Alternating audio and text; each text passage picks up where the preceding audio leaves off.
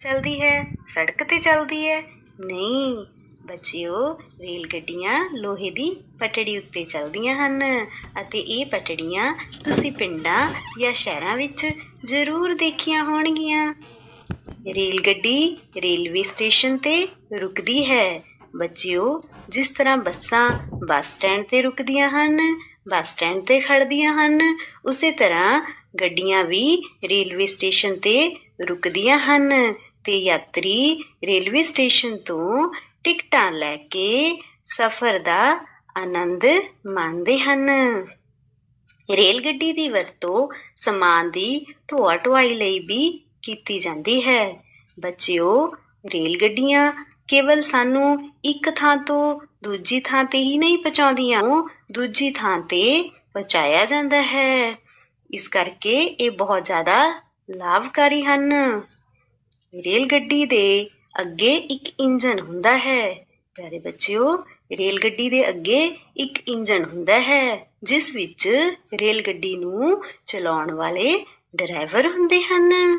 Rail ਗੱਡੀ ਜਦੋਂ railway ਫਾਟਕ ਤੋਂ ਲੰਘਦੀ ਹੈ ਤਾਂ ਆਸੇ-ਪਾਸੇ ਦੀ ਆਵਾਜਾਈ ਰੁਕ ਜਾਂਦੀ ਹੈ। ਬੱਚਿਓ, ਜਦੋਂ ਗੱਡੀ ਰੇਲਵੇ ਫਾਟਕਾਂ ਦੇ ਕੋਲ ਦੀ ਲੰਘਦੀ ਹੈ ਤਾਂ ਰੇਲਵੇ ਫਾਟਕ ਬੰਦ ਹੋ ਜਾਂਦੇ ਹਨ ਤੇ ਆਸੇ-ਪਾਸੇ ਦੀ ਆਵਾਜਾਈ ਵੀ ਰੁਕ ਜਾਂਦੀ ਹੈ। ਇਸੇ ਤਰ੍ਹਾਂ ਗੱਡੀ ਦੇ ਲੰਘ ਜਾਣ ਤੇ ਰੇਲਵੇ ਫਾਟਕ ਖੁੱਲ੍ਹ ਜਾਂਦੇ ਹਨ। ਰੇਲ ਗੱਡੀ ਦੇ ਸਭ ਤੋਂ ਅਖੀਰਲੇ ਡੱਬੇ ਵਿੱਚ ਗਾਰਡ ਹੁੰਦਾ ਹੈ। ਹਾਂਜੀ ਬੱਚਿਓ, ਤੁਹਾਨੂੰ ਪਤਾ ਹੈ ਕਿ ਗਾਰਡ ਕੀ ਕੰਮ ਕਰਦਾ ਹੈ? ਕੀ ਕੰਮ ਕਰਦਾ ਹੈ? ਕਵਿਤਾ ਵਿੱਚ ਵੀ ਅਸੀਂ ਪੜ੍ਹਿਆ ਸੀ, ਗਾਰਡ ਬਣੇ ਰੇਸ਼ਮਾ ਨੇ ਝੰਡੀ ਨੂੰ ਹਿਲਾਇਆ, ਕੂਕ ਮਾਰ ਤੇਜੇ ਨੇ ਗੱਡੀ ਨੂੰ ਭਜਾਇਆ। ਹਾਂਜੀ, ਗਾਰਡ ਰੇਲਵੇ ਸਟੇਸ਼ਨ ਤੇ ਉਤਰ ਕੇ ਸੀਟੀ ਵਜਾਉਂਦਾ ਹੈ ਅਤੇ ਗਾਰਡ ਦੇ ਹਰੀ ਝੰਡੀ ਦਿਖਾਉਣ ਦੇ ਉੱਤੇ ਹੀ ਗੱਡੀ ਦਾ ਡਰਾਈਵਰ ਗੱਡੀ ਚਲਾ ਲੈਂਦਾ ਹੈ। ਇਸੇ ਤਰ੍ਹਾਂ ਗਾਰਡ ਦੁਆਰਾ ਲਾਲ ਝੰਡੀ ਦਿਖਾਉਣ ਤੇ ਰੇਲ ਗੱਡੀ ਦਾ ਡਰਾਈਵਰ ਗੱਡੀ ਰੋਕ ਵੀ ਲੈਂਦਾ ਹੈ।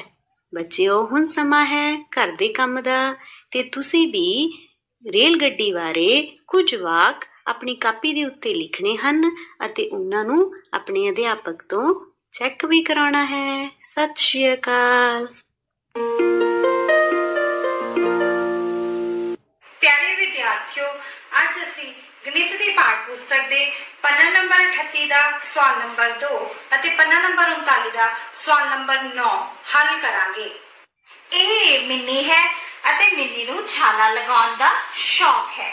ਛਾਲਾ ਲਗਾਉਂਦੇ ਲਗਾਉਂਦੇ ਮਿੰਨੀ ਹਾਂਜੀ ਪਹੁੰਚ ਗਈ 10 ਤੇ।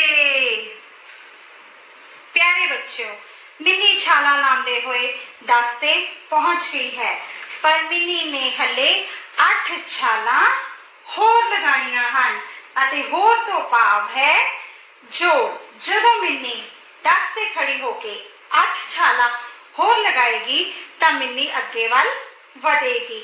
ਤਾਂ ਪਿਆਰੇ ਬੱਚਿਓ, ਆਓ ਦੇਖੀਏ ਮਿੰਨੀ ਕਿੰਨਾ ਅੱਗੇ ਵੱਲ ਵਧੇਗੀ। ਜਦੋਂ ਮਿੰਨੀ ਨੇ 10 ਤੇ ਖੜੇ ਹੋ ਕੇ ਇੱਕ ਛਾਲ ਲਗਾਈ ਤਾਂ ਮਿੰਨੀ ਪਹੁੰਚ ਗਈ 11 ਤੇ। 11 ਤੇ ਖੜੇ ਹੋ ਕੇ ਮਿੰਨੀ ਨੇ ਇੱਕ ਹੋਰ ਛਾਲ ਲਗਾਈ ਤਾਂ ਮਿੰਨੀ ਪਹੁੰਚ ਗਈ 12 ਤੇ।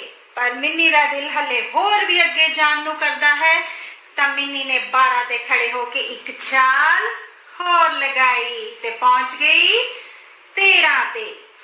13 ਤੇ ਖੜੇ ਹੋ ਕੇ ਮਿੰਨੀ ਹਲੇ ਹੋਰ ਵੀ ਅੱਗੇ ਜਾਣਾ ਚਾਹੁੰਦੀ ਹੈ ਤਾਂ ਉਸਨੇ ਫਿਰ ਇੱਕ ਛਾਲ ਹੋਰ ਲਗਾਈ ਤੇ ਪਹੁੰਚ ਗਈ 14 ਤੇ।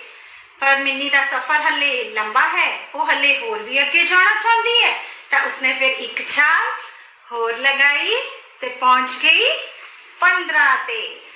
15 ਤੇ ਖੜੇ ਹੋ ਕੇ ਮਿੰਨੀ ਨੇ ਇੱਕ ਛਾਲ ਹੋਰ ਲਗਾਈ ਤੇ ਪਹੁੰਚ ਗਈ 16 ਤੇ। ਹੁਣ ਮਿੰਨੀ ਚਾਹੁੰਦੀ ਹੈ ਕਿ ਥੋੜਾ ਹੋਰ ਅੱਗੇ ਜਾਇਆ ਜਾਏ, ਸੋ ਉਸਨੇ 16 ਤੇ ਖੜੇ ਹੋ ਕੇ ਇੱਕ ਛਾਲ ਹੋਰ ਲਗਾਈ ਤੇ ਪਹੁੰਚ ਗਈ 17 ਤੇ। ਤੇ 17 ਤੇ ਖੜੇ ਹੋ ਕੇ ਮੇਰੇ ਪਿਆਰੇ ਬੱਚਿਓ ਮਿੰਨੀ ਨੇ ਇੱਕ ਛਾਲ ਹੋਰ ਲਗਾਈ ਤੇ ਪਹੁੰਚ ਗਈ ਕਿੰਨੇ ਤੇ? ਹਾਂਜੀ 18 ਤੇ। ਸੋ ਮੇਰੇ ਪਿਆਰੇ ਬੱਚਿਓ, ਜਦੋਂ ਮਿੰਨੀ ਨੇ 10 ਤੇ ਖੜੇ ਹੋ ਕੇ 8 ਛਾਲਾਂ ਅੱਗੇ ਵੱਲ ਲਗਾਈਆਂ ਤਾਂ ਮਿੰਨੀ 18 ਤੇ ਪਹੁੰਚ ਗਈ। ਸੋ ਇਸ ਤੋਂ ਸਾਨੂੰ ਪਤਾ ਵੀ ਲੱਗ ਗਿਆ ਕਿ ਸਾਡੇ ਸਵਾਲ ਦਾ ਜਵਾਬ ਕੀ ਹੋਏਗਾ। ਹਾਂਜੀ, ਕੀ ਹੋਏਗਾ? 10 जोड़ 8 बराबर है कितना? बिल्कुल ठीक, 18। हुण मेरे प्यारे बच्चों, मिन्नी छाला लगाते लगाते वी तक पहुंच गई है, पर मिन्नी ने वापस जाना है। वापस जाने लई मिन्नी नूं पुठियां छाला लगाउणियां पैणगियां। हाँ जी, बिल्कुल ठीक सोचिया। बिना मुंह घुमाए मिन्नी नूं पुठियां छाला लगाउणियां पैणगियां। हुण मिन्नी नूं पहले 8 पुठियां छाला लगाउणियां। पुठियां छाला तो भाव है घटाओ। हाँ जी, की भाव है? घटाओ। बिल्कुल ठीक।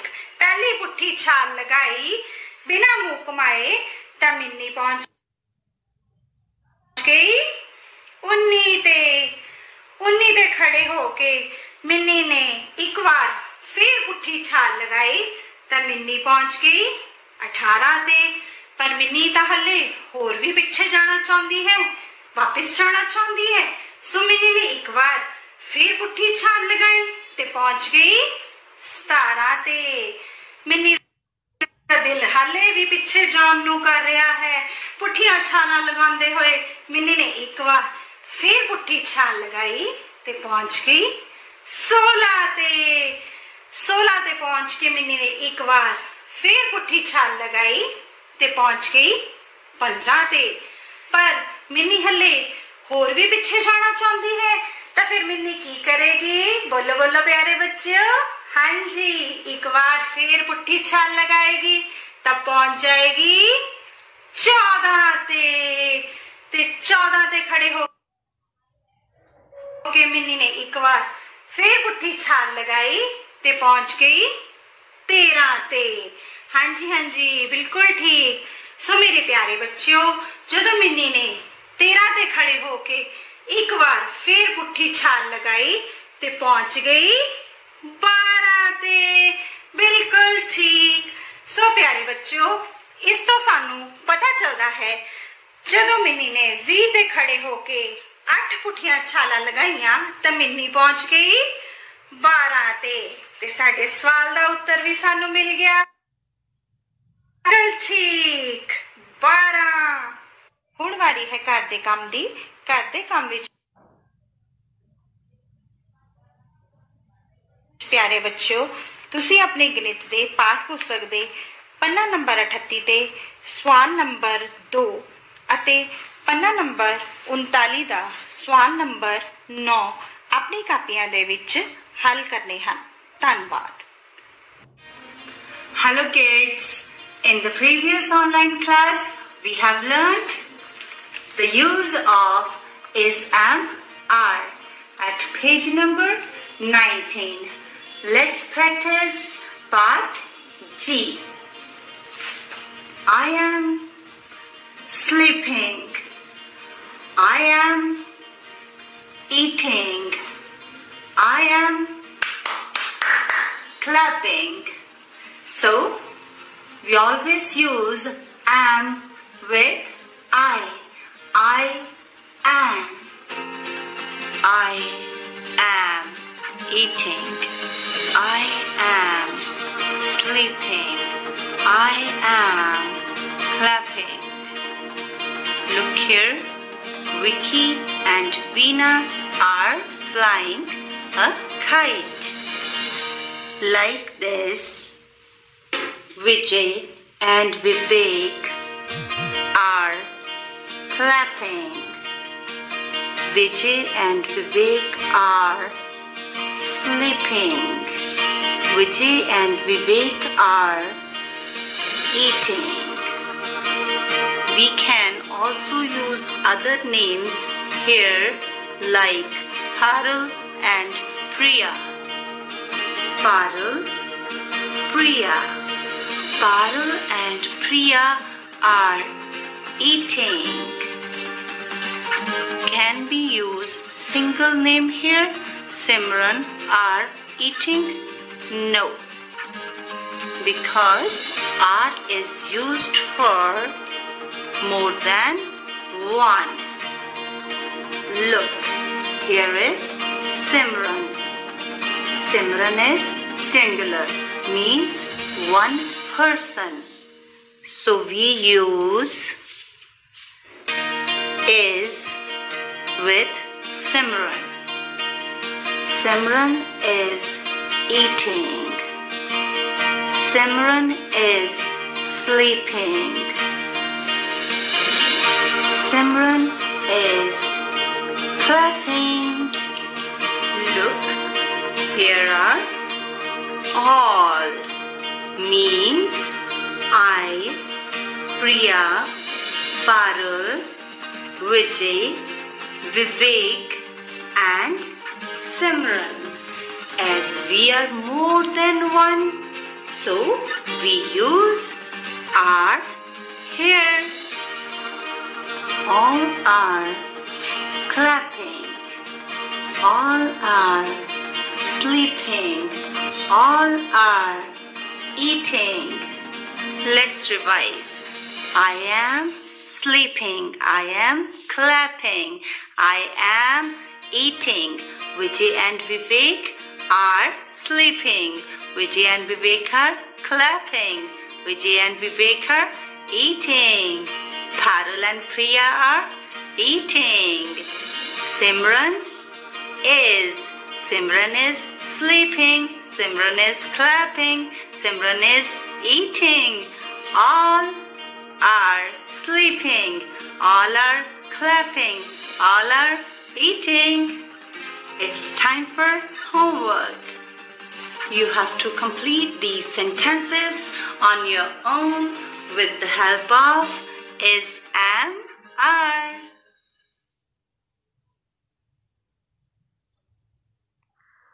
पाठ नंबर 6 रंग बिरंगे पत्ते। ਐਤਵਾਰ ਦਾ ਦਿਨ ਹੋਣ ਕਾਰਨ ਅਨਮੋਲ ਸੁੱਤੀ ਰਹੀ। ਜਦੋਂ ਸੂਰਜ ਦੀਆਂ ਤੇਜ਼ ਕਿਰਨਾਂ ਉਸ ਦੇ ਮੂੰਹ ਤੇ ਪਈਆਂ ਤਾਂ ਉਸ ਦੀ ਜਾਗ ਖੁੱਲ ਗਈ। ਉਹ ਬੜੀ ਹੈਰਾਨ ਹੋ ਗਈ। ਪੂਰੇ ਘਰ ਵਿੱਚ ਪੱਤੇ ਹੀ ਪੱਤੇ ਖਿਲਰੇ ਪਏ ਸਨ। ਮੰਮੀ, ਇੰਨੇ ਪੱਤੇ ਕਿੱਥੋਂ ਆ ਗਏ? ਬੇਟਾ, ਕੱਲ ਰਾਤ ਬੜੀ ਤੇਜ਼ ਹਨੇਰੀ ਵਗਦੀ ਰਹੀ। ਕੀ ਪੱਤੇ ਹਨੇਰੀ ਨਾਲ ਹੀ ਝੜਦੇ ਹਨ? ਨਹੀਂ ਬੇਟਾ, ਸਰਦੀ ਸ਼ੁਰੂ ਹੋਣ ਤੋਂ ਪਹਿਲਾਂ ਵੀ ਪੱਤੇ ਝੜ ਜਾਂਦੇ ਹਨ। ਇਸ ਨੂੰ ਪਤਝੜ ਆਖਦੇ ਹਨ। ਝੜੇ ਹੋਏ ਪੱਤਿਆਂ ਦੀ ਥਾਂ ਨਵੇਂ ਪੱਤੇ ਆ ਜਾਂਦੇ ਹਨ ਅਤੇ ਇਹ ਪੱਤੇ ਸੂਰਜ ਦੀ ਰੌਸ਼ਨੀ ਨਾਲ ਹਵਾ ਵਿੱਚੋਂ ਕਾਰਬਨ ਡਾਈਆਕਸਾਈਡ ਤੇ ਧਰਤੀ ਵਿੱਚੋਂ ਪਾਣੀ ਖਣਿਜ ਸੋਖ ਕੇ ਪੌਦੇ ਲਈ ਭੋਜਨ ਤਿਆਰ ਕਰਦੇ ਹਨ। ਆਓ ਬੇਟਾ, ਆਪਾਂ ਕੁਝ ਪੱਤਿਆਂ ਨੂੰ ਵੇਖੀਏ ਅਤੇ ਇਹਨਾਂ ਦੇ ਆਕਾਰ ਬਣਤਰ ਬਾਰੇ ਜਾਣੀਏ। ਪਿਆਰੇ ਬੱਚੋ, ਇਹ ਵੱਡੇ ਆਕਾਰ ਦਾ ਪੱਤਾ ਕੇਲੇ ਦਾ ਪੱਤਾ ਹੈ। ਇਹ ਬਹੁਤ ਸੁੰਦਰ ਹੁੰਦਾ ਹੈ। ਇਹ ਪੱਤਾ ਕਮਲ ਦਾ ਪੱਤਾ ਹੈ ਜੋ ਤੁਸੀਂ ਆਪਣੇ ਆਲੇ ਦੁਆਲੇ ਨਹੀਂ ਵੇਖਿਆ ਹੋਣਾ ਕਿਉਂਕਿ ਇਹ ਪੌਦਾ ਪਾਣੀ ਵਿੱਚ ਉੱਗਦਾ ਹੈ। ਇਹ ਗੋਲ ਆਕਾਰ ਦਾ ਹੁੰਦਾ ਹੈ। ਇਹ ਪੱਤਾ ਬੋਹੜ ਦਾ ਪੱਤਾ ਹੈ। ਇਹ ਅੰਡਾਕਾਰ ਆਕਾਰ ਦਾ ਹੁੰਦਾ ਹੈ। ਬੱਚਿਓ, ਇਹ ਪੱਤਾ ਪਿੱਪਲ ਦਾ ਪੱਤਾ ਹੈ। ਇਸ ਪੱਤੇ ਦੀ ਨੋਕ ਇਸ ਨੂੰ ਅਲੱਗ ਪਹਿਚਾਣ ਦਿੰਦੀ ਹੈ।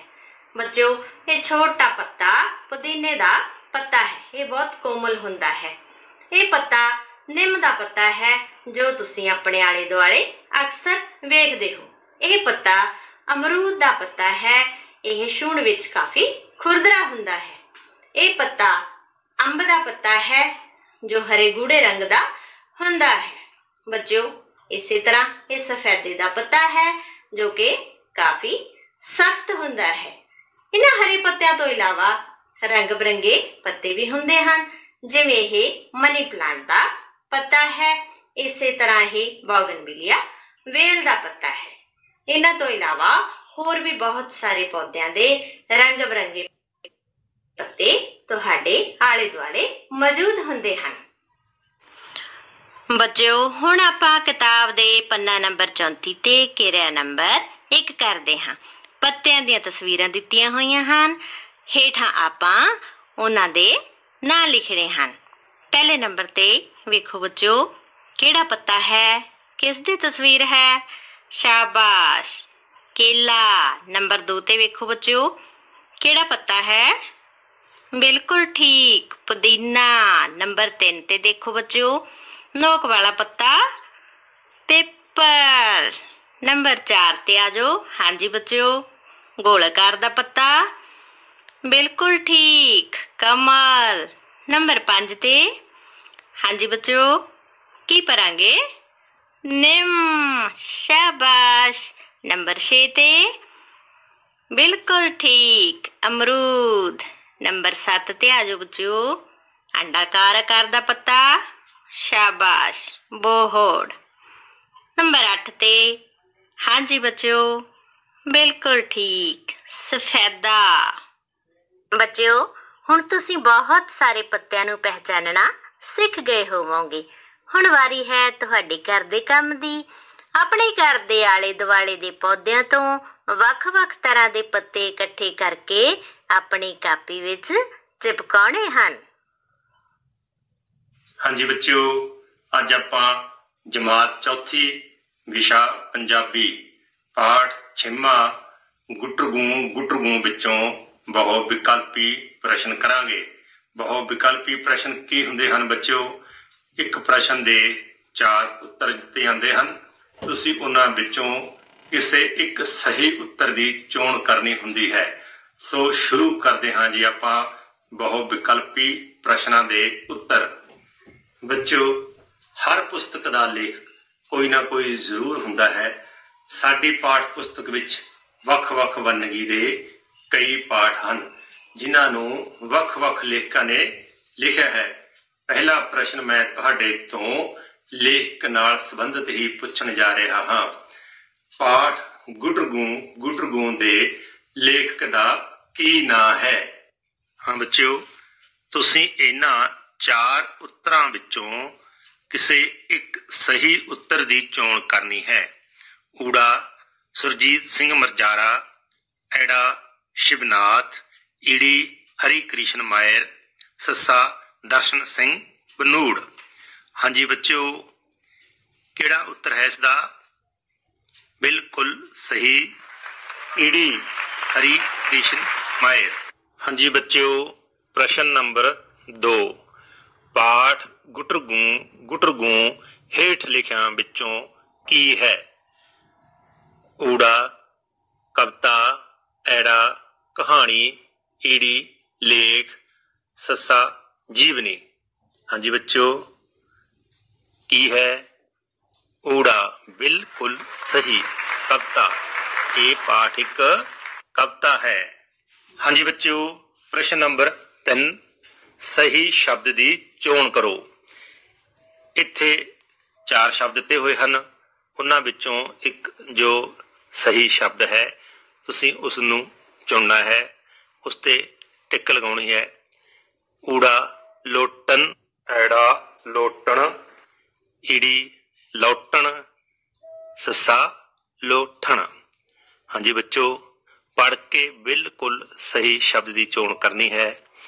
ਹਾਂਜੀ, ਐੜਾ ਬਿਲਕੁਲ ਸਹੀ ਸ਼ਬਦ, ਲੋਟਣ।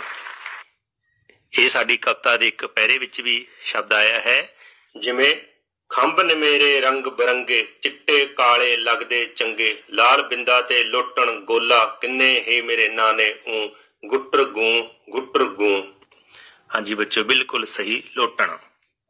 ਹਾਂਜੀ ਬੱਚਿਓ, ਪ੍ਰਸ਼ਨ ਨੰਬਰ 4, ਕਵਿਤਾ ਅਨੁਸਾਰ ਕਿਹੜੀ ਚਿੱਠੀ ਮਿੱਠੀ ਲੱਗਦੀ ਹੈ? ਹਾਂਜੀ, ਆਪਸ਼ਨਾਂ ਹਨ ਊੜਾ ਮਰਗ ਦੀ, ਐੜਾ ਵਿਆਹ ਦੀ, ਈੜੀ ਜੰਗ ਦੀ, ਸੱਸਾ ਇਹਨਾਂ ਵਿੱਚੋਂ ਕੋਈ ਨਹੀਂ।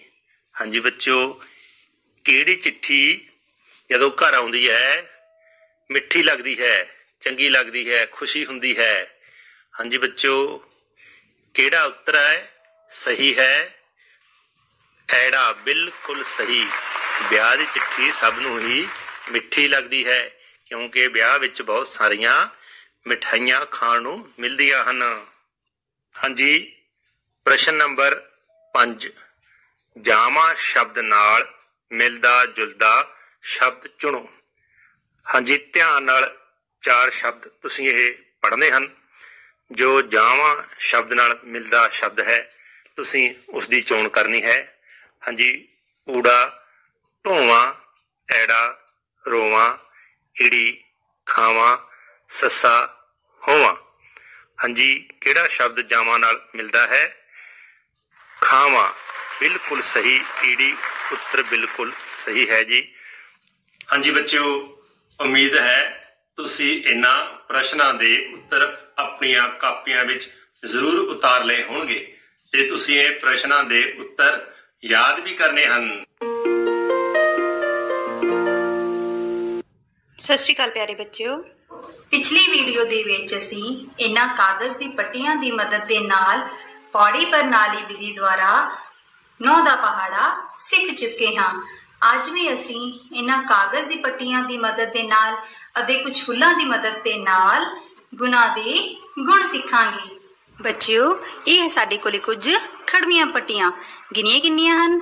1 2 3 4 5 6।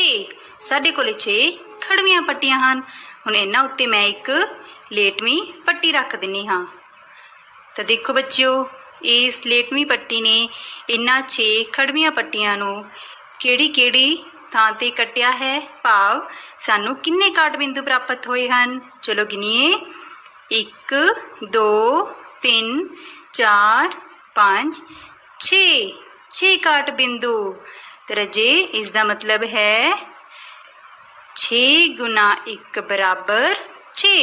ਤਾਂ ਚਲੋ ਅਸੀਂ ਦੂਸਰੇ ਤਰੀਕੇ ਨਾਲ ਵੀ ਦੇਖੀਏ।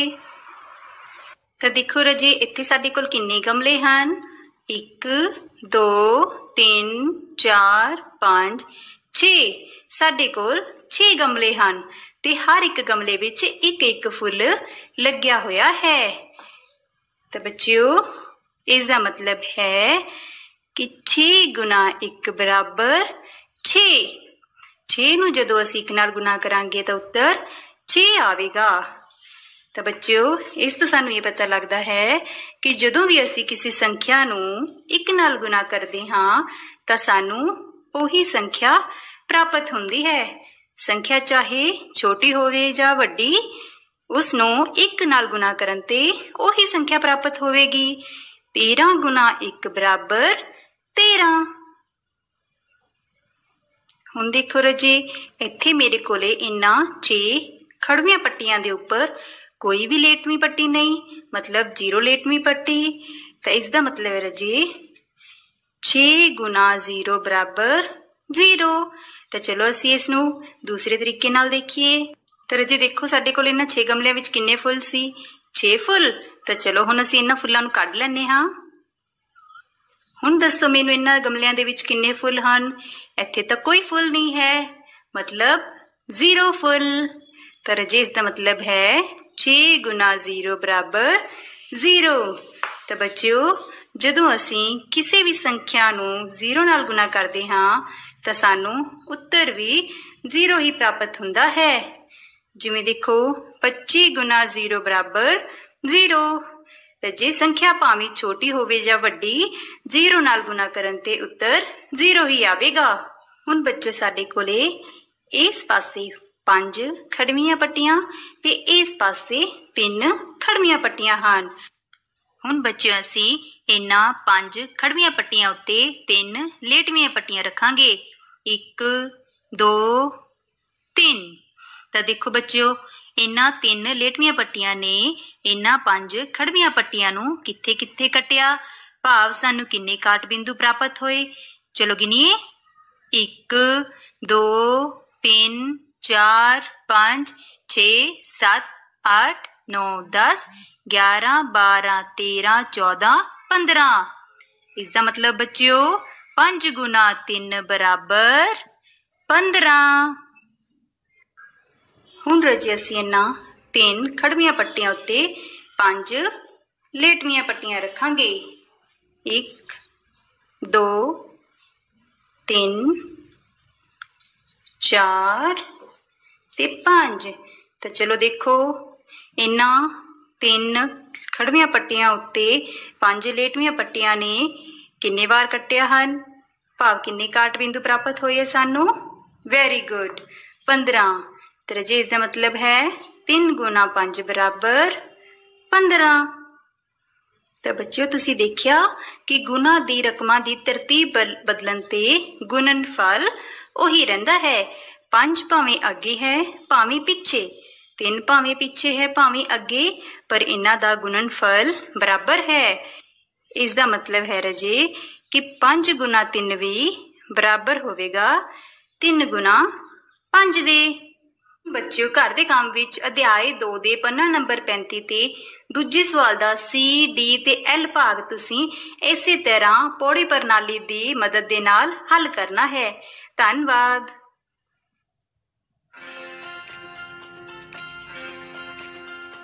Hello students, today we are going to discuss this exercise which is given in your book at page number 18.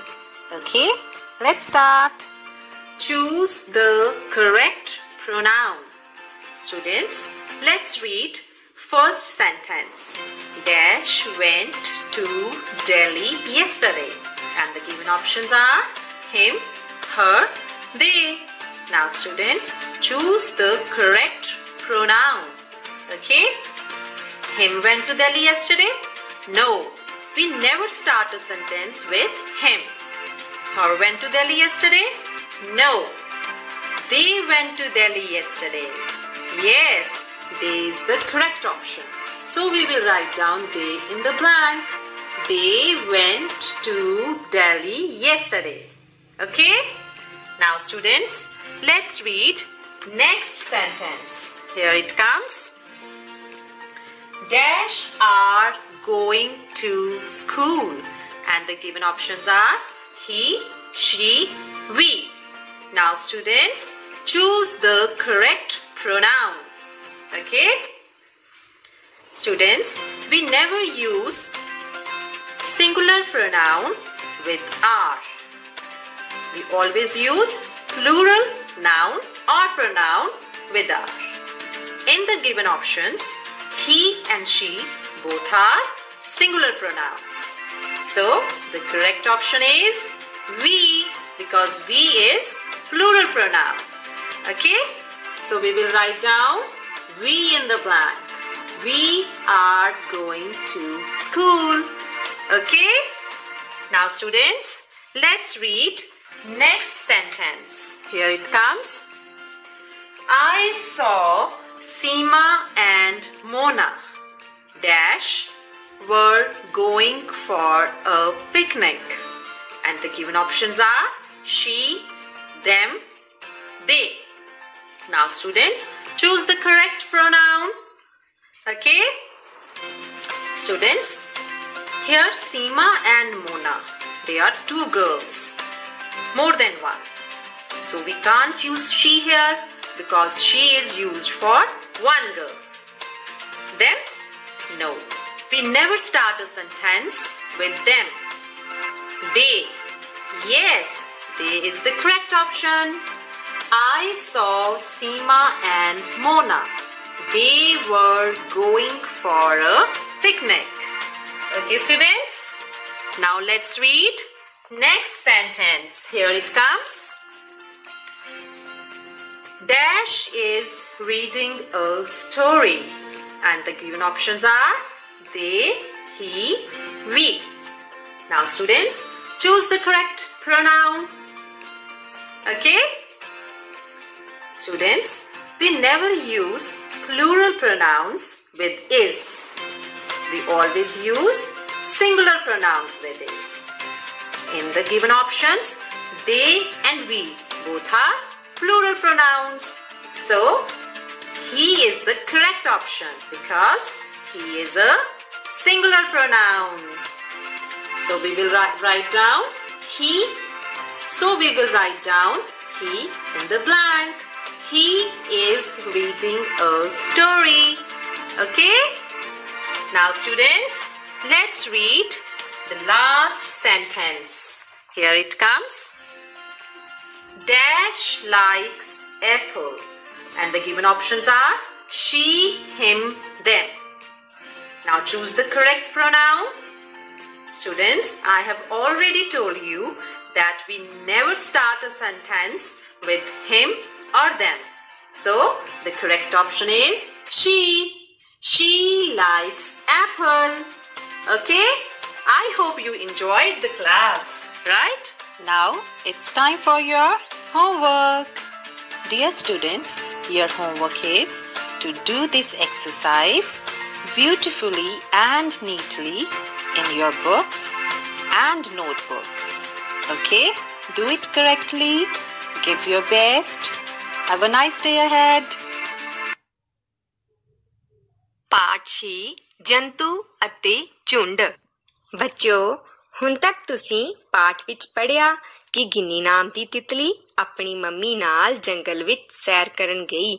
ਉੱਥੇ ਉਹਨਾਂ ਨੇ ਸਭ ਤੋਂ ਪਹਿਲਾਂ ਮਧੂਮੱਖੀਆਂ ਦਾ ਛੱਤਾ ਵੇਖਿਆ ਅਤੇ ਫਿਰ ਘੋੜਿਆਂ ਦਾ ਝੁੰਡ ਵੇਖਿਆ। ਆਓ ਅੱਗੇ ਪੜ੍ਹਦੇ ਹਾਂ ਕਿ ਉਹਨਾਂ ਨੇ ਜੰਗਲ ਵਿੱਚ ਹੋਰ ਕੀ ਵੇਖਿਆ। ਗਿੰਨੀ ਨੇ ਦੂਸਰੇ ਪਾਸੇ ਇਸ਼ਾਰਾ ਕਰਦਿਆਂ ਕਿਹਾ, ਮੰਮੀ ਉਹ ਦੇਖੋ ਕਿਹੋ ਜਿਹੇ ਘੋੜੇ। ਉਸ ਦੀ ਮਾਂ ਨੇ ਕਿਹਾ, ਨਹੀਂ ਪੁੱਤਰ, ਇਹ ਘੋੜੇ ਨਹੀਂ, ਕਾਲੇ ਹਿਰਨ ਹਨ। ਇਹ ਵੀ ਝੁੰਡ ਵਿੱਚ ਰਹਿੰਦੇ ਹਨ। ਇਹ ਹੁਣ ਬਹੁਤ ਥੋੜੇ ਰਹਿ ਗਏ ਹਨ। ਇਸ ਦਾ ਕਾਰਨ ਸ਼ਿਕਾਰੀਆਂ ਦੁਆਰਾ ਇਹਨਾਂ ਦਾ ਸ਼ਿਕਾਰ ਅਤੇ ਭੋਜਨ ਦੀ ਘਾਟ ਹੈ। ਬੱਚਿਓ, ਕੀ ਤੁਸੀਂ ਜਾਣਦੇ ਹੋ ਕਿ ਕਾਲਾ ਹਿਰਨ ਪੰਜਾਬ ਦਾ ਰਾਜ ਪਸ਼ੂ ਹੈ।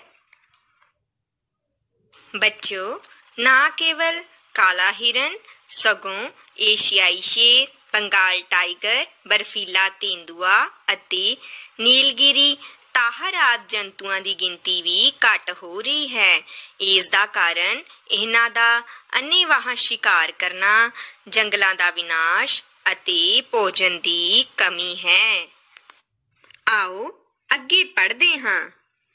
ਹਾਥੀ ਵੀ ਇੱਕ ਅਜਿਹਾ ਜਾਨਵਰ ਹੈ ਜਿਹੜਾ ਝੁੰਡ ਬਣਾ ਕੇ ਰਹਿੰਦਾ ਹੈ। ਘੋੜੇ ਵਾਂਗ ਇਸ ਦੀ ਵੀ ਮਨੁੱਖ ਨਾਲ ਸਾਂਝ ਬਹੁਤ ਪੁਰਾਣੀ ਹੈ। ਪੁਰਾਣੇ ਸਮਿਆਂ ਵਿੱਚ ਸਵਾਰੀ ਕਰਨ ਲਈ ਘੋੜਾ ਅਤੇ ਹਾਥੀ ਮਨੁੱਖ ਦੀ ਪਹਿਲੀ ਪਸੰਦ ਸਨ। ਬੱਚਿਓ, ਮੈਨੂੰ ਲੱਗਦਾ ਹੈ ਕਿ ਤੁਹਾਡੇ ਵਿੱਚੋਂ ਵੀ ਬਹੁਤ ਸਾਰੇ ਬੱਚਿਆਂ ਨੇ ਹਾਥੀ ਜਾਂ ਘੋੜੇ ਦੀ ਸਵਾਰੀ ਕੀਤੀ ਹੋਵੇਗੀ। ਬਹੁਤ ਸਾਰੇ ਰਾਜੇ ਮਹਾਰਾਜੇ ਹਾਥੀ ਅਤੇ ਘੋੜੇ ਬੜੇ ਸ਼ੌਂਕ ਨਾਲ ਪਾਲਦੇ ਸਨ। ਇਹ ਜੰਗ ਜਾਂ ਯੁੱਧ ਵਿੱਚ ਉਹਨਾਂ ਦੇ ਸਹਾਈ ਹੁੰਦੇ ਸਨ। ਊਂਠ ਵੀ ਝੁੰਡ ਵਿੱਚ ਰਹਿਣਾ ਪਸੰਦ ਕਰਦਾ ਹੈ। ਪ੍ਰਸ਼ਨ ਨੰਬਰ 1, ਪੰਜਾਬ ਦਾ ਰਾਜ ਪਸ਼ੂ ਕਿਹੜਾ ਹੈ? ਬੱਚੋ, ਮੈਂ ਤੁਹਾਨੂੰ ਪਾਠ ਵਿੱਚ ਵੀ ਦੱਸਿਆ ਸੀ, ਯਾਦ ਹੈ ਤੁਹਾਨੂੰ? Very good. ਕਾਲਾ ਹਿਰਨ ਪੰਜਾਬ ਦਾ ਰਾਜ ਪਸ਼ੂ ਕਾਲਾ ਹਿਰਨ ਹੈ। ਪ੍ਰਸ਼ਨ ਨੰਬਰ 2, ਜੰਗਲੀ ਜੀਵਾਂ ਦੀ ਗਿਣਤੀ ਘੱਟ ਹੋਣ ਦੇ ਕੀ ਕਾਰਨ ਹਨ? ਬੱਚੋ, ਇਸ ਬਾਰੇ ਤਾਂ ਤੁਸੀਂ ਪਾਠ ਵਿੱਚ ਵੀ ਪੜ੍ਹ ਹੀ ਲਿਆ ਹੈ। ਜੀ ਹਾਂ। ਨੰਬਰ 1, ਸ਼ਿਕਾਰੀਆਂ ਦੁਆਰਾ ਸ਼ਿਕਾਰ ਹੋਣਾ। ਬੱਚੋ, ਜਦੋਂ ਸ਼ਿਕਾਰੀ ਇਹਨਾਂ ਨੂੰ ਮਾਰ ਦਿੰਦੇ ਹਨ ਤਾਂ ਇਹਨਾਂ ਦੀ ਗਿਣਤੀ ਘੱਟ ਹੋ ਜਾਂਦੀ ਹੈ। ਨੰਬਰ 2, ਭੋਜਨ ਦੀ ਘਾਟ। ਬੱਚਿਓ, ਜਦੋਂ ਇਹਨਾਂ ਜੰਗਲੀ ਜਾਨਵਰਾਂ ਨੂੰ ਖਾਣ ਪੀਣ ਲਈ ਲੋੜੀਂਦੀ ਸਮੱਗਰੀ ਨਹੀਂ ਮਿਲਦੀ ਤਾਂ ਵੀ ਇਹਨਾਂ ਦੀ ਮੌਤ ਹੋ ਜਾਂਦੀ ਹੈ ਅਤੇ ਗਿਣਤੀ ਘੱਟ ਹੋ ਜਾਂਦੀ ਹੈ। ਨੰਬਰ 3, ਨਿਵਾਸ ਸਥਾਨ ਨਸ਼ਟ ਹੋਣਾ। ਬੱਚਿਓ, ਜੰਗਲਾਂ ਦੀ ਕਟਾਈ ਜਾਂ ਚਾਰਾਗਾਹਾਂ ਦੀ ਕਮੀ ਹੋਣ ਕਾਰਨ ਵੀ ਇਹਨਾਂ ਦੇ ਨਿਵਾਸ ਸਥਾਨ ਨਸ਼ਟ ਹੋ ਜਾਂਦੇ ਹਨ। ਘਰ ਦਾ ਕੰਮ। ਬੱਚਿਓ, ਤੁਸੀਂ ਇਹਨਾਂ ਪ੍ਰਸ਼ਨ ਉੱਤਰਾਂ ਨੂੰ ਸੋਹਣਾ ਕਰਕੇ ਆਪਣੀ ਕਾਪੀ ਉੱਤੇ ਲਿਖਣਾ ਹੈ ਅਤੇ ਯਾਦ ਕਰਕੇ ਆਪਣੇ ਪਰਿਵਾਰ ਦੇ ਕਿਸੇ ਮੈਂਬਰ ਨੂੰ ਸੁਣਾਉਣਾ ਹੈ। ਪਿਆਰੇ ਬੱਚਿਓ, ਤੁਸੀਂ ਪਾਠ 6 ਆਓ ਰਲ ਮਿਲ ਰੁੱਖ ਲਗਾਈਏ ਪੜ੍ਹ ਲਿਆ ਹੈ। ਮੈਨੂੰ ਪੂਰਾ ਯਕੀਨ ਹੈ ਤੁਸੀਂ ਸਾਰਿਆਂ ਨੇ ਇਸ ਕਵਿਤਾ ਨੂੰ ਚੰਗੀ ਤਰ੍ਹਾਂ ਯਾਦ ਵੀ ਕਰ ਲਿਆ ਹੋਵੇਗਾ। ਅੱਜ ਆਪਾਂ ਇਸੇ ਕਵਿਤਾ ਵਿੱਚੋਂ ਖਾਲੀ ਥਾਵਾਂ ਭਰੋ ਕਰਾਂਗੇ। ਇਹ ਸਾਰੀਆਂ ਕਾਵਿ ਸਤਰਾਂ ਮੈਂ ਇਸੇ ਪਾਠ ਵਿੱਚੋਂ ਲਈਆਂ ਹਨ।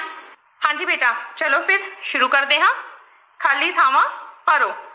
ਆਓ ਰਲ ਮਿਲ ਰੁੱਖ ਲਗਾਈਏ। ਆਪਾਂ ਸਭ ਨੇ ਕੀ ਕਰਨਾ ਹੈ? ਰਲ ਮਿਲ ਕੇ ਜ਼ਿਆਦਾ ਤੋਂ ਜ਼ਿਆਦਾ ਰੁੱਖ ਲਗਾਉਣੇ ਨੇ। ਡੈਸ਼ ਨੂੰ दूर भजाइए। बेटा ज़्यादा तो ज़्यादा रुख लगा के आपां किस नूं दूर भजा सकते हैं? बिल्कुल सही, प्रदूषण नूं। प्रदूषण नूं दूर भजाइए। प्रदूषण की हुंदा राजे?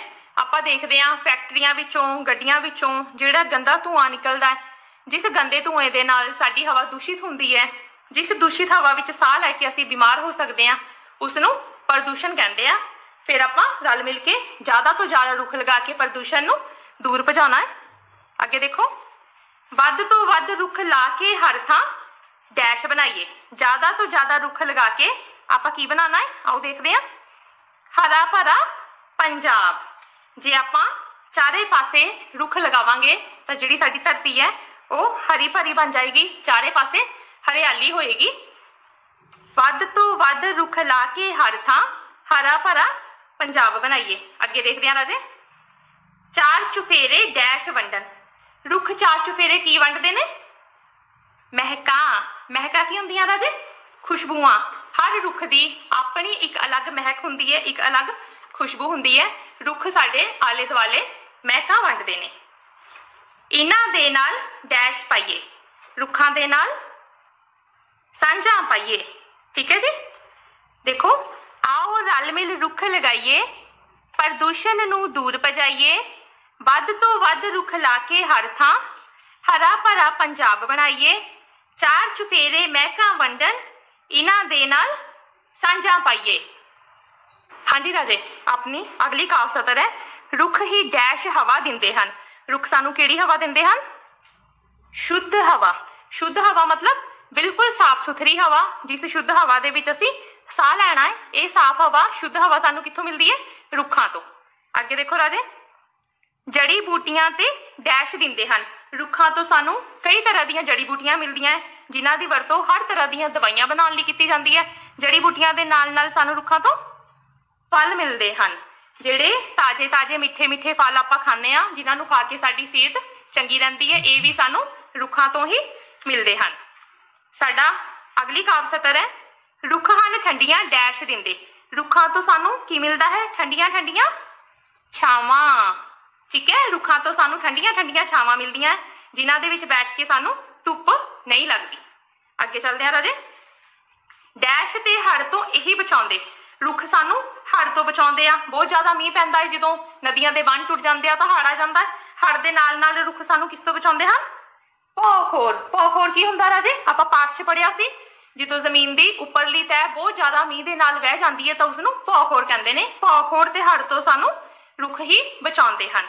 अगे देखते हैं, पंछियां दे लई डैश। रुख पंछियां दे लई भी कुछ करदे आ। देखदे आ आपां पंछियां दे लई रुख की करदे ने? पंछियां दे लई रहन बसेरा। रहन बसेरा की हुंदा राजे? घर। जिहड़े रुख ने ये पंछियां दे घर हुंदे ने। रुखां दे उपर पंछी रहिंदे ने अते अपने आलणे पाउंदे ने। अगे देखते हैं, डैश कीमती इन्हां तो पाइए। वैसे तो रुखां तो मिलने वाली हर एक चीज़ ही बहुत ज़्यादा कीमती हुंदी है, पर इत्थे किस कीमती चीज़ की गल की गई है? लक्कड़। रुखां तो सानू बहुत ही कीमती लक्कड़ मिलती है, जिस लक्कड़ दे नाल साडे मकान बनते हैं। साडे घरां दे विच जिहड़ा फर्नीचर हुंदा है वो भी रुखां तो प्राप्त लक्कड़ नाल ही बनता है। एक बार आपां सारे रीड कर लैंदे हां। रुख ही शुद्ध हवा दिंदे हन, जड़ी बूटियां ते फल दिंदे हन, रुख हन ठंडियां छावां दिंदे, भौखोर ते हड़ तो यही बचाउंदे, पंछियां दे लई रहन बसेरा, लक्कड़ कीमती इन्हां तो पाइए।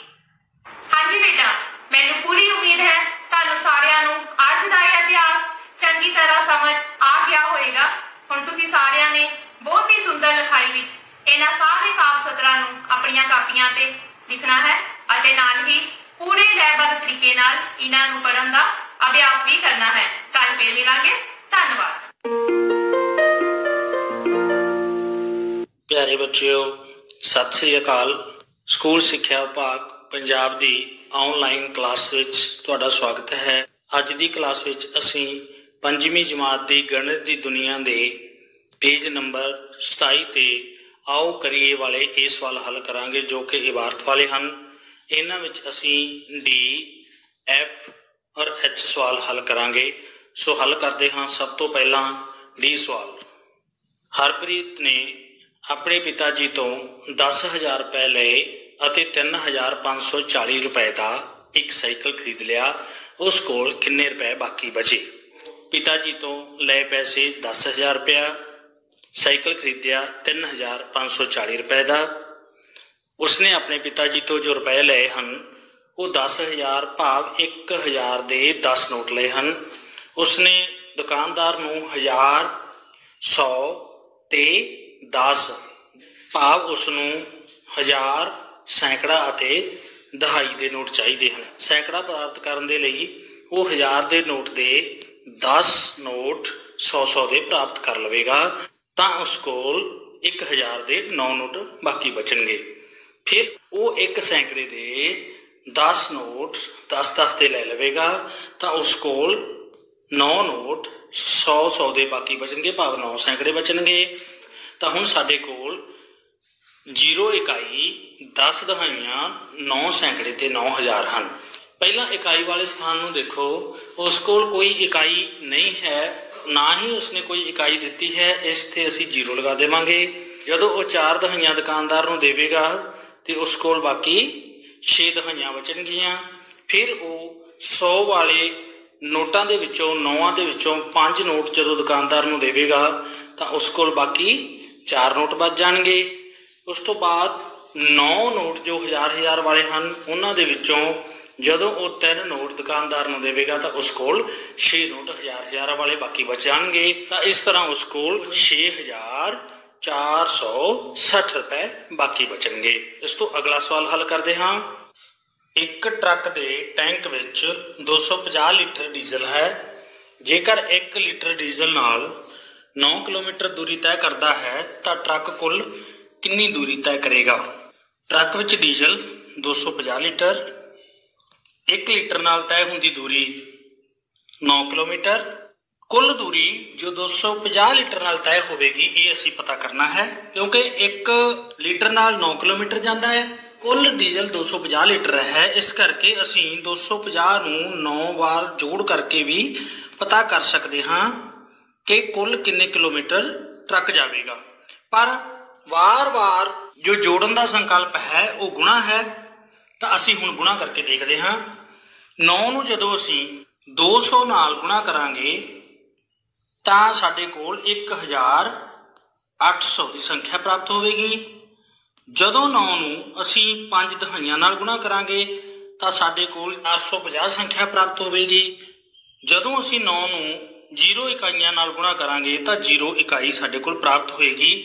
ਇਸ ਤਰ੍ਹਾਂ ਸਾਡੇ ਕੋਲ ਜੋ ਕੁੱਲ ਸੰਖਿਆ ਪ੍ਰਾਪਤ ਹੁੰਦੀ ਹੈ ਉਹ ਹੈ 1800 ਜੋੜ 450 ਜੋੜ 0 ਬਰਾਬਰ 2250। ਹੁਣ ਅਸੀਂ 9 ਨੂੰ ਇਕਾਈਆਂ ਵਾਲੇ ਪਾਸਿਓਂ ਗੁਣਾ ਕਰਨਾ ਸ਼ੁਰੂ ਕਰਾਂਗੇ। 900, ਫਿਰ ਦਹਾਈਆਂ 9 5 45, 45 ਦਹਾਈਆਂ ਦੇ ਵਿੱਚੋਂ 5 ਦਹਾਈਆਂ ਅਸੀਂ ਇੱਥੇ ਲਗਾ ਦਿੱਤੀਆਂ। ਬਾਕੀ ਜੋ 40 ਦਹਾਈਆਂ ਨੇ ਉਹਨਾਂ ਦੇ 4 ਸੈਂਕੜੇ ਬਣ ਕੇ ਸੈਂਕੜੇ ਵਾਲੇ ਹਿੱਸੇ ਚਲੇ ਗਏ। ਹੁਣ ਅਸੀਂ ਸੈਂਕੜਿਆਂ ਨੂੰ ਗੁਣਾ ਕਰਦੇ ਹਾਂ। 9 ਦੂਣੀ 18, 18 ਤੇ 4 22। ਤਾਂ ਸਾਡੇ ਕੋਲ ਕੁੱਲ ਸੰਖਿਆ 2250 ਪ੍ਰਾਪਤ ਹੋਈ। ਤਾਂ ਜੋ ਟਰੱਕ ਹੈ ਉਹ 250 ਲੀਟਰ ਡੀਜ਼ਲ ਨਾਲ 2250 ਕਿਲੋਮੀਟਰ ਦੂਰੀ ਤੈਅ ਕਰੇਗਾ। ਇੱਕ ਬਾਗ ਵਿੱਚ ਅਮਰੂਦ ਦੇ 2568 ਬੂਟੇ ਲੱਗੇ ਹੋਏ ਹਨ। ਜੇਕਰ ਹਰ ਕਤਾਰ ਵਿੱਚ 12 ਬੂਟੇ ਲੱਗੇ ਹੋਣ ਤਾਂ ਬਾਗ ਵਿੱਚ ਕੁੱਲ ਕਿੰਨੀਆਂ ਕਤਾਰਾਂ ਹੋਣਗੀਆਂ। ਅਸੀਂ ਦੇਖੀਏ, ਬਾਗ ਵਿੱਚ ਅਮਰੂਦ ਦੇ ਕੁੱਲ ਬੂਟੇ 2568। ਇੱਕ ਕਤਾਰ ਵਿੱਚ ਬੂਟੇ 12 ਦੇ ਬੂਟਿਆਂ ਦੀਆਂ ਕੁੱਲ ਕਿੰਨੀਆਂ ਕਤਾਰਾਂ ਹੋਣਗੀਆਂ। ਇਹ ਦੇਖਣ ਦੇ ਲਈ ਅਸੀਂ 2568 ਦੇ ਵਿੱਚੋਂ 12 ਨੂੰ ਵਾਰ-ਵਾਰ ਘਟਾ ਸਕਦੇ ਹਾਂ। 12 ਘਟਾਉਂਦੇ ਜਾਵਾਂਗੇ ਤੇ ਜਿੰਨਾ ਚਿਰ ਸਾਡੇ ਕੋਲ 0 ਬੂਟਾ ਨਹੀਂ ਬਚਦਾ। ਵਾਰ-ਵਾਰ ਘਟਾਉਣ ਦੀ ਪ੍ਰਕਿਰਿਆ ਹੈ, ਇਹਨੂੰ ਅਸੀਂ ਭਾਗ ਕਰਨਾ ਵੀ ਕਹਿੰਦੇ ਹਾਂ। ਆਓ ਅਸੀਂ ਹੁਣ ਅੱਗੇ ਭਾਗ ਕਰਕੇ ਦੇਖਦੇ ਹਾਂ। ਬਾਗ ਵਿੱਚ 2568 ਬੂਟੇ ਲੱਗੇ ਹੋਏ ਹਨ ਤਾਂ ਹਰ ਕਤਾਰ ਵਿੱਚ ਕੁੱਲ ਕਿੰਨੇ ਬੂਟੇ ਹਨ? 12। ਤਾਂ ਅਸੀਂ ਇਸ ਸੰਖਿਆ ਨੂੰ 12 ਨਾਲ ਭਾਗ ਕਰਾਂਗੇ। 12 ਬੂਟਿਆਂ ਦੀਆਂ ਜੇਕਰ ਅਸੀਂ 200 ਕਤਾਰਾਂ ਬਣਾਈਏ ਤਾਂ ਸਾਡੇ ਕੋਲ 12 ਦੂਣਾ 2400 ਯਾਨੀ 2400 ਬੂਟਾ ਬਣੇਗਾ। ਇੱਕ ਵਾਰ 2400 ਬੂਟਾ ਲਗਾਉਣ ਤੋਂ ਬਾਅਦ ਸਾਡੇ ਕੋਲ ਕਿੰਨੇ ਬੂਟੇ ਬਚਦੇ ਨੇ? 168। ਜਦੋਂ ਅਸੀਂ 12 ਦੀਆਂ 10 ਕਤਾਰਾਂ ਲਾਵਾਂਗੇ ਤਾਂ ਸਾਡੇ ਕੋਲ 120 ਬੂਟੇ ਹੋਰ ਲੱਗ ਜਾਣਗੇ। ਤਾਂ ਸਾਡੇ ਕੋਲ ਫਿਰ ਹੋਰ ਬਾਕੀ ਬੂਟੇ ਕਿੰਨੇ ਬਚਣਗੇ ਜੀ? 48। ਤਾਂ ਹੁਣ 48 ਬੂਟਿਆਂ ਦੀਆਂ 12 ਦੀਆਂ ਕਿੰਨੀਆਂ ਕਤਾਰਾਂ ਬਣਨਗੀਆਂ? 4। 12 ਚੌਕ 48। ਹੁਣ ਸਾਡੇ ਕੋਲ ਕੋਈ ਵੀ ਬੂਟਾ ਬਾਕੀ ਨਹੀਂ ਬਚਿਆ। ਤਾਂ ਇਹਦਾ ਭਾਵ ਹੈ ਕਿ ਸਾਡੇ ਕੋਲ ਕੁੱਲ ਕਿੰਨੀਆਂ ਕਤਾਰਾਂ ਬਣੀਆਂ? 214। ਹੁਣ ਦੂਸਰੀ ਵਿਧੀ ਨਾਲ ਭਾਗ ਕਰਦੇ ਹਾਂ। ਅਸੀਂ ਦੇਖਦੇ ਹਾਂ 12 2 ਅੰਕ ਨੇ ਤੇ ਅਸੀਂ ਇਧਰੋਂ 2 ਅੰਕ ਲੈ ਕੇ 25 ਤੱਕ ਇਸ ਨੂੰ ਭਾਗ ਕਰਾਂਗੇ। ਪਹਿਲਾਂ ਤਾਂ 12 ਦਾ ਪਹਾੜਾ 12 ਏਕਮ 12 12 ਦੂਣਾ 24 24 ਲਾ ਕੇ ਇਸ ਤੋਂ ਬਾਅਦ ਘਟਾ ਕਰਾਂਗੇ ਤਾਂ ਸਾਡੇ ਕੋਲ ਕਿੰਨਾ ਬਚਿਆ? 1। ਉਸ ਤੋਂ ਬਾਅਦ ਉੱਪਰੋਂ 6 ਉਤਾਰਾਂਗੇ, ਇਹ ਬਣਿਆ 16। 12 ਏਕਮ 12 ਘਟਾਓ ਕਰਾਂਗੇ ਤਾਂ ਸਾਡੇ ਕੋਲ ਕਿੰਨਾ ਬਾਕੀ ਬਚਿਆ ਜੀ? 4। ਤੇ ਉੱਪਰੋਂ 8 ਉਤਰ ਆਏਗਾ ਤਾਂ ਸਾਡੇ ਕੋਲ ਕਿੰਨੀ ਸੰਖਿਆ ਬਣੀ? 48। 12 ਚੌਕ 48। ਤਾਂ ਹੁਣ ਇਸ ਤੋਂ ਬਾਅਦ ਅਸੀਂ ਘਟਾ ਕਰਕੇ ਦੇਖਾਂਗੇ ਸਾਡੇ ਕੋਲ ਕੋਈ ਵੀ ਪੌਦਾ ਬਾਕੀ ਨਹੀਂ ਬਚਿਆ। ਅਸੀਂ ਦੇਖਦੇ ਹਾਂ ਜੋ ਉਧਰ 4 ਇਕਾਈਆਂ ਸਨ ਉਹ ਇਧਰ ਇਕਾਈ ਦੇ ਸਥਾਨ ਤੇ ਨੇ, ਜੋ ਉਧਰ 1 ਦਹਾਈ ਸੀ ਉਹ 1 ਦਹਾਈ ਦੇ ਸਥਾਨ ਤੇ ਹੈ, ਤੇ ਜੋ 2 ਸੈਂਕੜੇ ਆਏ ਸਨ ਉਹ 2 ਦੇ ਸਥਾਨ ਤੇ ਹੈ। ਕਿੰਨੀਆਂ ਕਤਾਰਾਂ ਆਈਆਂ? 214 ਕਤਾਰਾਂ। ਬਾਕੀ ਸਵਾਲ ਤੁਸੀਂ ਆਪ ਹੱਲ ਕਰ ਲਏ ਨੇ। ਤੁਹਾਡਾ ਬਹੁਤ ਬਹੁਤ ਧੰਨਵਾਦ।